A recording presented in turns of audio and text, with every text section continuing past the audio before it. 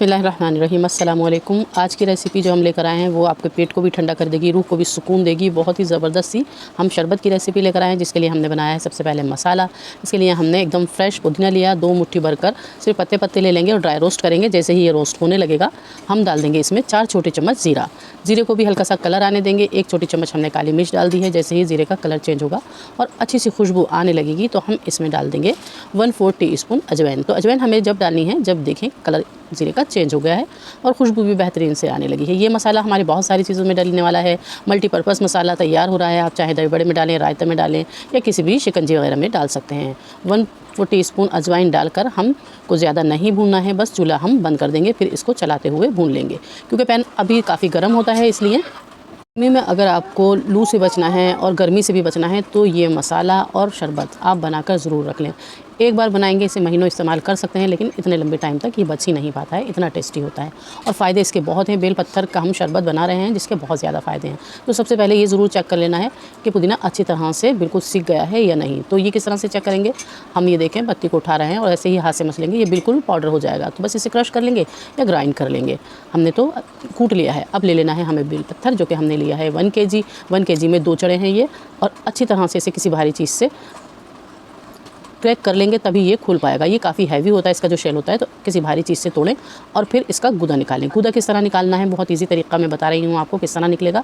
एक हैवी सा चमचा ले लें, उसको चारों तरफ घुमाते हुए इसके किनारों से हमें गूदा निकाल लेना है। तो ये पूरा का पूरा गूदा निकल जाता है। ये हमारा शेल टूट गया है तो कोई बात नहीं, हम देखें इस तरह से निकालते हैं अच्छी तरह से। ये प्रेशर लगाते हुए जैसे ही हमने गूदे को साइड में किया, ये सारा गूदा निकल कर बाहर आ जाएगा। तो क्योंकि इसमें काफ़ी तार और बीज होते हैं तो इसलिए इसको इसी तरह से निकाल के फिर हम इसका पल्प तैयार करेंगे। ये सबसे बेस्ट पार्ट होता है इसका छिलके में लगा हुआ गूदा। तो ये तो जो शरबत बनाए उसके लिए इनाम है समझ लीजिए, क्योंकि इसमें ना तो बीज होते हैं ना ही ये तार होते हैं और ये बहुत जायके का लगता है। ये ज़रूर निकालें।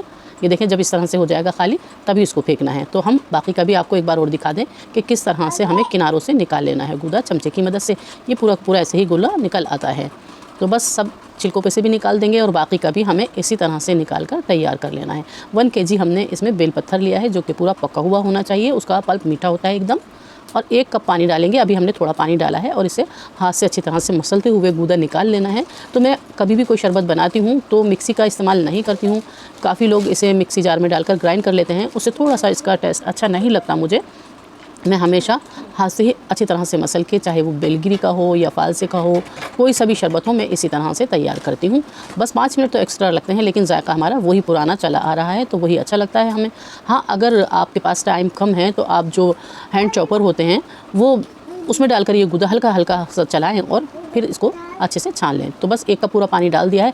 अब उसमें टाइम लगेगा 5 मिनट, तो वो मैं आपको दिखा देती हूँ स्किप करके कि हमने इसके बीज और तार कैसे अलग कर लिया। ये देखें हमने ये छन्ने में से छान कर सारे बीज और ये इसका वेस्ट पार्ट निकाल दिया है। ये हमारे पास रह गया एकदम पल्प इसका स्मूथ सा जो कि हमने छान लिया था। अब हमने कढ़ाई चूल्हे पर रख दी और इसको हमने पकाना शुरू कर देना है। सिर्फ 1 कप पानी डाला है और 1 किलो हमारा बेलगिरी का मुरब्बा है। हमने 1 किलो बेलगिरी ली थी, ये उसका गूदा निकाल लिया है वो है, और उसको अच्छी तरह से छान के तैयार कर लिया। अब हम इसे पकाएंगे। तो हमें इसे पकाना है कम से कम 8 से 10 मिनट।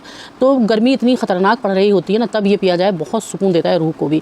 तो बहुत ठंडा होता है, पेट के लिए बहुत फ़ायदेमंद है। और मिश्री इस्तेमाल कर रहे हैं तो मिश्री भी बहुत ठंडी होती है। गर्मियों में अगर कोई मीठा तैयार करें तो आपके पास मिश्री है तो उसी का इस्तेमाल करें। तो मैंने इसको ऐसे ही डाल दिया है। मिक्सी में अगर हम चलाएँगे तो अक्सर ब्लेड ख़राब हो जाते हैं। अगर आपको इसका पाउडर बनाना है तो आप पहले इसे कूट लें, फिर मिक्सी जार में डालकर ग्राइंड करें। तो मुझे तो 8-10 मिनट पकाना है तो ये इसी में घुल जाएगा, इसलिए मैंने ये ऐसे ही डाल दिया है। मिश्री को मैंने पहले धो लिया, फिर बेलगिरी के पल्प में डाल दिया। अब ये अच्छी तरह से हमें पका लेना है। बहुत तेज़ आंच पर हमें इसको नहीं पकाना है क्योंकि इसके उबलने का भी डर रहता है। बस ऐसे ही चलाते हुए हम इसे पकाएंगे तो ये मिश्री सारी घुल जाएगी और आप देखेंगे कि इसके कलर में भी बहुत चमक आ जाएगी, एकदम शाइन हो जाएगा। ये हमारा बेलगिरी का शरबत, ये देखिए थोड़ा थोड़ा सा रह गया है। इसमें आपको धागे जो दिख रहे हैं वो लास्ट में या तो आप छान लें या ऐसे ही जब हम इसे ठंडा करेंगे चलाते हुए तब निकाल देंगे। पकाना हमने इसे शुरू कर दिया है। 10 मिनट बाद हम दिखा देंगे कि इसकी रंगत कैसी हो जाती है। ये देखें ये कितना शाइनिंग सा हो गया है और काफ़ी थिक भी हो गया है। अब हम क्या करेंगे, ये जो ऊपर इसके झाग आए हुए हैं ये ज़रूर हटा दें। ये हटाने बहुत ज़रूरी होते हैं क्योंकि ये सारी इसकी चीनी वगैरह की या मिश्री की जो गंदगी होती है वो होती है। तो ये सारे एक साइड करेंगे। ये बहुत ही आसान है निकालना, बस इनको एक साइड कर लेना है और इसी तरह से एक साइड होते ही ये हमें चमचे से निकाल देना है। जैसे ही ये सारे निकल जाएंगे तो हम आगे का आपको दिखाते हैं। तो आप अगर बना रहे हैं बेलगिरी का शरबत या फालसे का शरबत या एप्रिकॉट का शरबत, वो भी इसी तरह से बनते हैं। अब हमने इसमें डाल दिया है आधा चम्मच नमक, और लंबे टाइम तक हमें इसे रखना है तो हमने 2 चम्मच विनेगर डाल देना है। विनेगर डालने के बाद हमें इसे बहुत ज़्यादा नहीं पकाना है। अगर आप चाहते हैं इसका कलर बहुत खूबसूरत आ जाए तो आप इसमें 1 चुटकी, बिल्कुल सिर्फ 1 चुटकी ही ऑरेंज कलर डालें, ज़्यादा बिल्कुल भी नहीं डालें, और बेहतर है कि स्किप कर दें। मैं वीडियो बना रही थी तो इसलिए मैंने ये कलर आपको डालकर दिखा दिया है। मेरे पास बिल्कुल सादा तरीके से बना हुआ भी है, वो भी मैं आगे आपको दिखाऊंगी।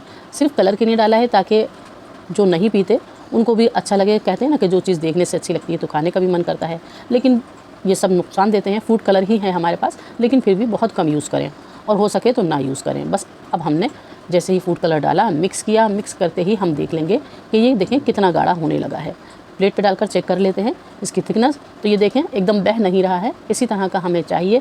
और ठंडा होते ही ये थोड़ा और गाढ़ा हो जाएगा। ये देखिए ये प्लेट में जो था ठंडा हो गया, और हमने इस तरह से चेक कर लिया है तो ये बिल्कुल भी आगे नहीं बढ़ रहा है। तो ये बिल्कुल ठीक है। इस टाइम पर हमें चूल्हे को बंद कर देना है, क्योंकि अगर हम इसको ज़्यादा पकाएंगे तो ये एकदम जैम की तरह हो जाएगा। चूल्हा बंद करके अब हम इसे चलाते हुए ठंडा कर लेंगे। अगर आपके पास टाइम है तो एक कोने में 1 घंटे 1.5 घंटे के लिए रख दें, ठंडा हो जाएगा।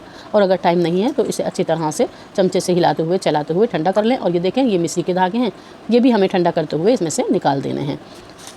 ये बिल्कुल ठंडा हो चुका है। अब हमें इसको स्टोर कैसे करना है ये भी मैं आपको बता देती हूँ। एक कांच का जार ले लें जो कि एयर टाइट हो, ढकना उसका, उसे बहुत अच्छी तरह से धो लें, सुखा लें, बिल्कुल खुश्क कर लें, फिर इसमें डालना शुरू कर दें।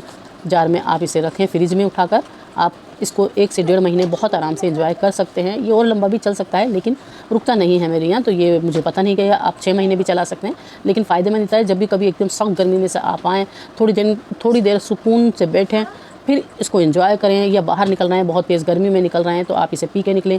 लू भी नहीं लगेगी, पेट में ठंडक भी रहेगी, रूह भी सुकून से रहेगी। तो ये देखें हमने एक जार तैयार कर लिया, इसे हम फ्रिज में रखेंगे। तो ये मैं दिखा देती हूँ आपको अब बनाना कैसे है। ये ठंडा हो चुका है, काफ़ी थिक हो चुका है। तो हमने ले लेना है खूबसूरत सी गिलास, जिसमें हम डालेंगे बहुत सारी बर्फ़ को आप जैसा भी आपको पसंद है, ज़्यादा या कम डाल लें। मुझे तो बहुत अच्छी लगती है ज़्यादा एकदम बर्फ़। और ये है हमारा कलर वाला जो हमने अभी बनाकर तैयार किया है। 1 हिस्सा वो डालेंगे और 2 हिस्सा पानी और 1 हिस्सा बर्फ़ डालकर हम इंजॉय करेंगे इस शरबत को। तो ये हमारा है नॉर्मल वाला, जिसमें कोई हमने फूड कलर वगैरह नहीं डाला है, वो भी बहुत खूबसूरत लगता है। अब एक में हम डालेंगे थोड़ा नींबू और काला नमक। ये तो हमारा हो गया नींबू वाला, बहुत ही टेस्टी सा लगता है। और ठंडा पानी डालेंगे। अब दूसरा हमने डालना है मसाला, जो हमने मसाला तैयार किया था। तो जैसा भी आपके घर में पसंद है उस तरह से ये शरबत बनाएं। ठंडा ठंडा एकदम ज़बरदस्त सा, रूह को सुकून देने वाला ये शरबत इस गर्मी तो ज़रूर बनाएं, अपने प्यारों को पिलाएं। और ये शरबत आप चाहें तो दूध में भी बना सकते हैं। दूध में आपको इसमें मसाला या नींबू डालने की बिल्कुल भी ज़रूरत नहीं है, बस दूध में बर्फ़ डालें और ये शरबत मिलाएं, इंजॉय करें। मुझे अपनी दुआओं में याद रखें। रेसिपी पसंद आ रही है तो लाइक करें। अल्लाह हाफ़िज़।